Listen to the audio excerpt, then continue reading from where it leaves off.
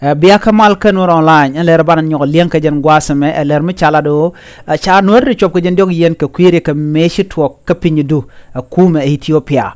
chala do meshi de to shi ka to re we ka pinyu dun wini te ka nor jen chop ko jen dang dok cha ka yen je ler banan jen gwasame gore bi nyol ler ma ne ko ken ko be ler bu ko chop gwadana na wagatin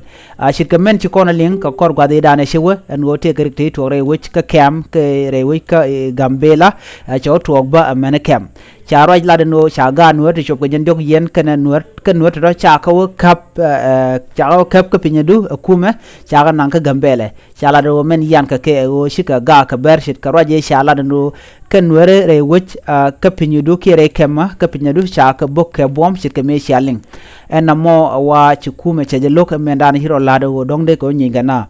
ka cheng dong chwa ka ben dwaj ma ba re kem ka chu na chu wi char ka run wang ko bi ken man tok wonen entama cha na da to kep kan gan wer to cha la no kare si jena re wo ka gambela kwa yele kujo ngum lat jik